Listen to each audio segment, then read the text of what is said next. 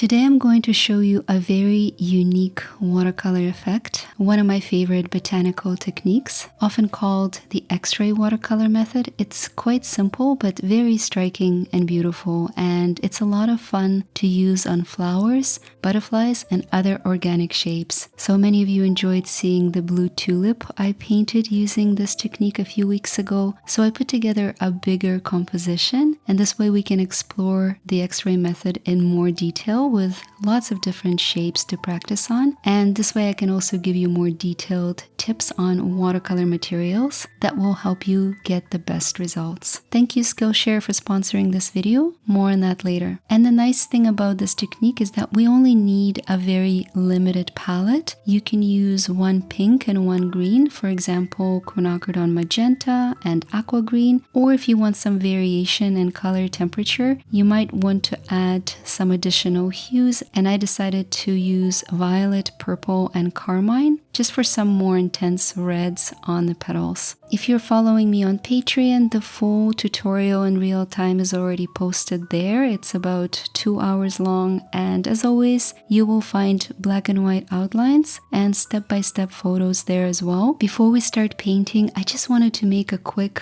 announcement. I'm super excited to let you know that my watercolor book is finally out. It's available on Amazon, and I will leave a link in the description below so you can learn more. Of course, I'll have a video with more details coming very soon. So let's start working on the petals and go over the key principles, the basic elements of this X-ray technique. The first thing to keep in mind is using extremely diluted pigment as your base. This is the most important part of the process, and you will want to stick to approximately level 1 or 2, maximum 3 on the value scale. So lots and lots of water and very little color in your background layer, much lighter than what you're probably used to. Before applying any more saturated color, a helpful intermediate step, which you will see me use over and over, is lifting, meaning I will be using a clean, damp brush to gently lift my freshly painted layer in the center, essentially removing some excess water and pigment and making the surface less wet and more damp. You can do this using the same brush. You will need to clean it in your water jar, tap it on tissue paper to get rid of excess water, and then pick up the color. You can use a slightly larger brush, like a flat brush, that will help you pick up a lot more color and more water from the surface of your paper. What follows immediately after on every petal segment that you see me paint is more saturated, much more saturated pigment applied around the silhouette of the segment you're working on. The expectation is that this extra saturated color will not be spreading too far or too quickly, and if it does, simply wait a few seconds and try again. This takes a little bit of practice, and you may want to do a few trials on a scrap piece of paper. In fact, I did an entire trial in my sketchbook before I painted the full composition here, just testing the colors and getting my hands used to this technique. Another optional step is adding a few veins. This is very similar to the blue orchid tutorial we did last year, and you will recognize the elements of wet on damp technique, but this is more of a fancy optional step that's not really required. You can just skip it and leave this layer to dry. Now I'm going to finish this first layer of the petals, and you may have noticed that none of them are overlapping so far. None of them are touching, and this is very important because we need to let everything dry out completely before creating the next transparent layer on top and then painting the stems and the butterflies.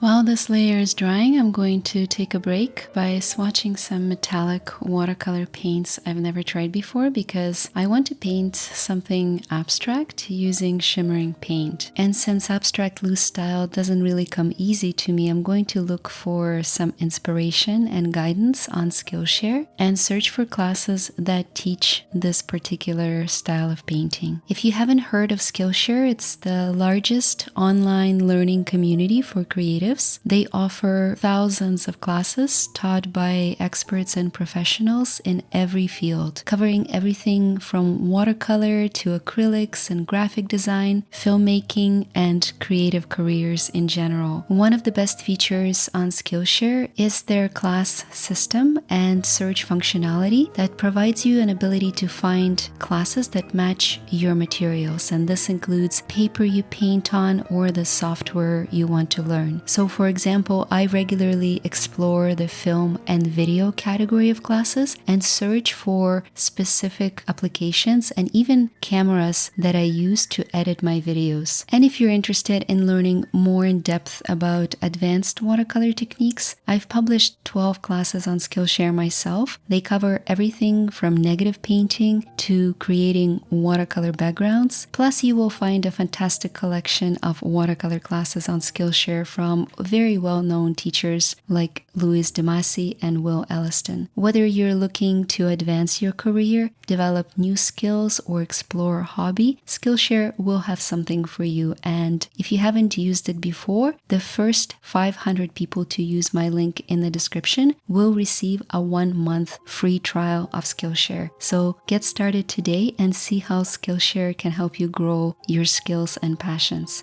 So now we're back and the first set of petals is dry. We can paint the next one on top, and this is the second most important aspect of this X-ray technique. The need to always let your underlying layers dry out completely before we come back and add additional petals or other details on top. This is what will allow me to create these magical transparent effects, both on the petals and later, as you will see, on the stamens and butterflies. And as I'm adding my second layer, I'll tell you a little bit more about the colors, the brushes, and the paper that work best for this technique. So as far as the colors go, what's important to know is that technically any watercolor pigment you have on hand will work as long as it's very diluted. But some color families will work much better than others. I would recommend using non-granulating pigments because we really don't need any texture to interfere with transparent effects. So I would avoid traditional ultramarine, for example, because it granulates quite a bit.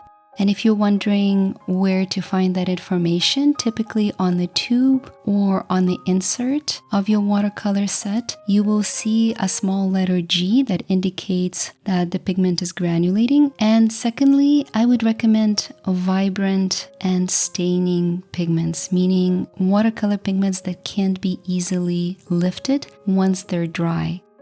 As a quick reminder, staining pigments in your palette would be quinacridones. So any quinacridone red, quinacridone coral, or quinacridone rose would work for the petals. And another large family of staining pigments would be phthalo. So any phthalo blue or phthalo green or even turquoise would be an excellent choice here.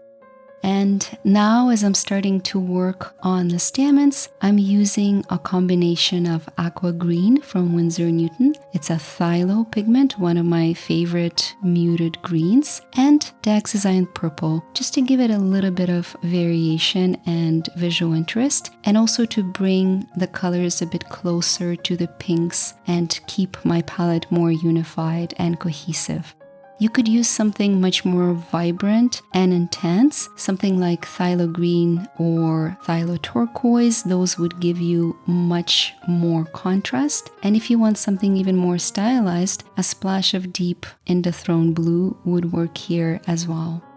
And in terms of the paper, I'm working on cold pressed block of Arches paper, but hot pressed finish would actually work really well here because we don't really need a long drying time with this technique, and you might actually enjoy the smooth surface and quick drying time of the hot pressed paper finish much better for this type of painting. Rough watercolor paper will be very difficult to work on for this particular technique because it's just way too textured.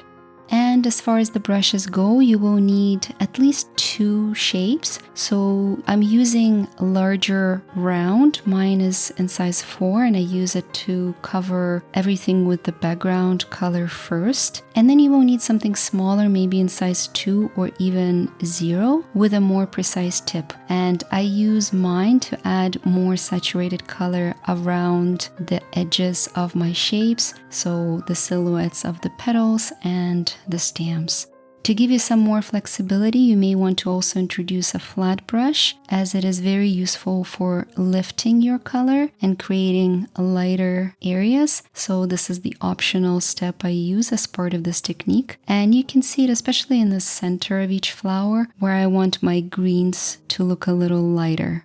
And now I can finally erase the pencil marks and paint those tiny butterflies. I'm going to use the same method and the same color palette, but of course if you want to have some fun with contrast, you can introduce additional colors here on the butterfly wings. In fact, I already saw one of my students on Patreon painted her own version of this composition featuring red and black butterflies, and they look amazing. You can join our private Facebook group to see different versions and share your own versions of these compositions I put together for watercolor tutorials. It's absolutely fantastic. I love seeing your interpretations. And so I did the first set of wings just using Dioxazine purple, and while it's drying I'm going to gently add some contrast to the stamens and some of the petals, just focusing on the darkest areas, mostly around the silhouette, to make everything look a little bit sharper. And once the first set of wings is dry, I'll add another one on top, maybe adding a little bit of magenta this time, making sure my paint mixture is very, very watery and translucent, and adding more concentrated color around the edges. I also decided to paint a few extra petals just to fill up the space in the middle, and finish the composition by adding the bodies and antennas using Aqua Green, the same color I used on the stamens. If you want to try this technique on a single flower, you can check out the blue tulip tutorial here on my channel. Give it a try, and of course, share with someone who loves painting flowers. Thank you for watching and painting with me. I will see you very soon with more updates about my book.